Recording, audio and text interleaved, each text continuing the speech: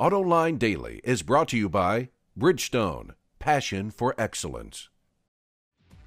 This is Autoline Daily for the first day of September of 2010, and now the news.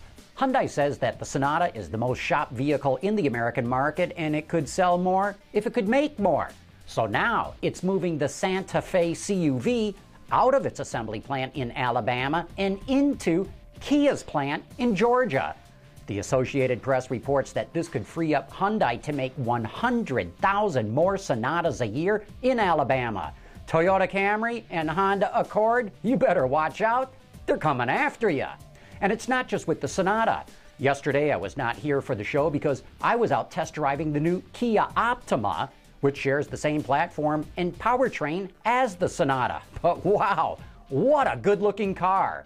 Peter Schreier, the former Audi designer who now heads up design at Kia, keeps coming out with better and better looking vehicles.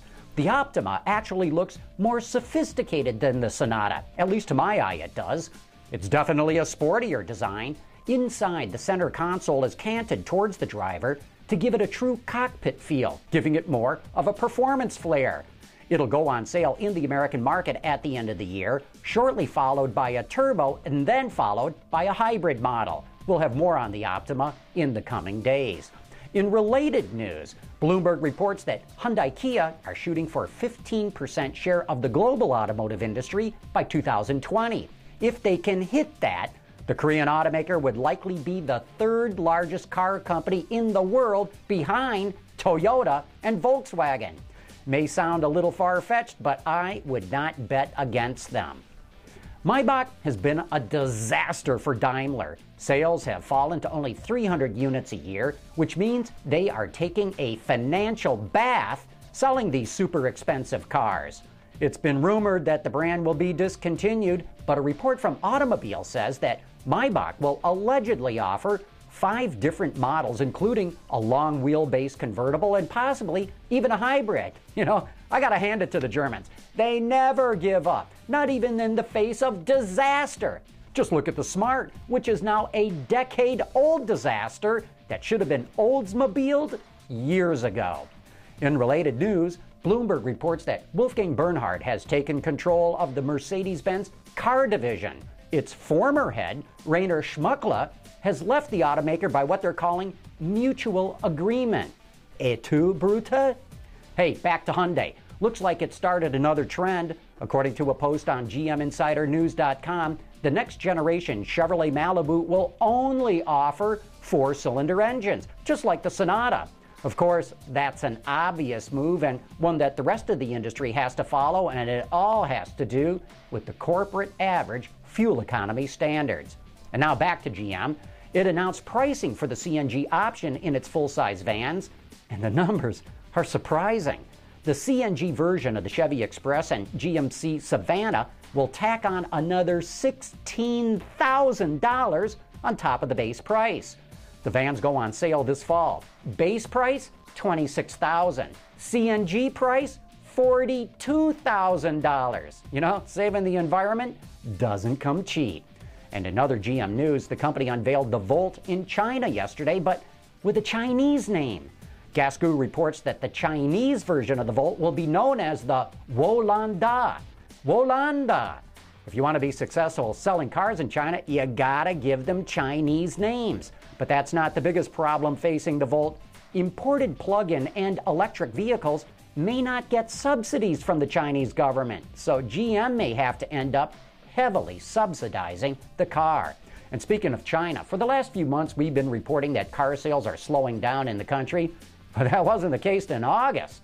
According to the AP, car sales shot up 56% last month to around 1.2 million units. After the break, you better keep your eye on the rear view mirror. Ford's revealing its future cop car lineup. Introducing Bridgestone's third generation of run-flat tires with groundbreaking new Bridgestone technologies. Bridgestone run-flat tires offer improved ride comfort, lower rolling resistance, and improved wear while giving you the peace of mind and comfort you need. The Crown Victoria dominates the police vehicle market in the United States, controlling something like 70% of the segment.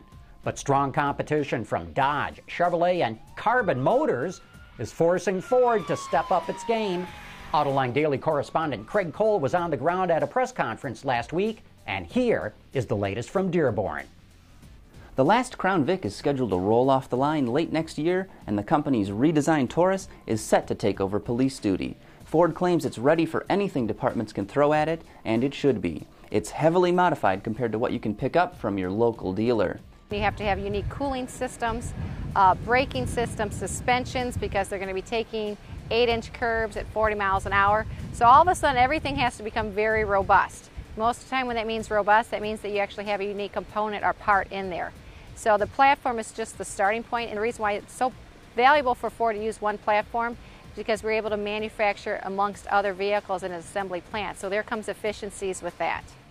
One of the other upgrades law enforcement should appreciate is a modified electrical system, so it's easier to add aftermarket equipment like lights and sirens.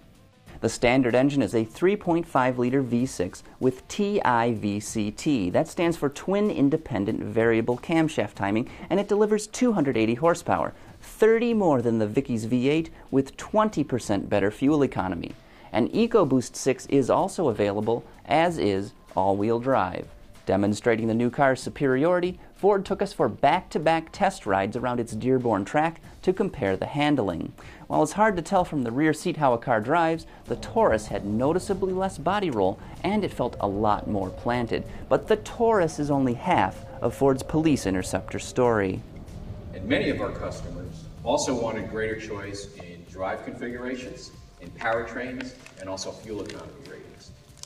So yes, they want choice, and we're giving it to them with a comprehensive two-vehicle offering. Last week, the company revealed a new police utility vehicle to members of the media. No, your eyes aren't playing tricks on you. That's an industrial-grade version of the brand-new 2011 Explorer.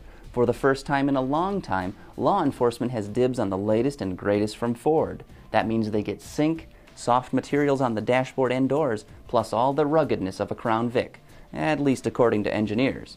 Just like the Taurus, the Explorer Police Interceptor is purpose-built for law enforcement, sharing the same platform and countless parts ranging from brake rotors and wheels to engine mounts and powertrains. It will be interesting to see if Ford can maintain its dominance of the police market.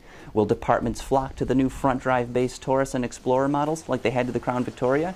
Or will they lean towards traditional rear-wheel drive offerings like the Dodge Charger or the upcoming Chevy Caprice? Either way, we'll have to wait until late next year to find out. Thanks for that report, Craig. And that brings us to the end of today's report on the latest news in the global automotive industry. Thanks for watching. We'll see you tomorrow.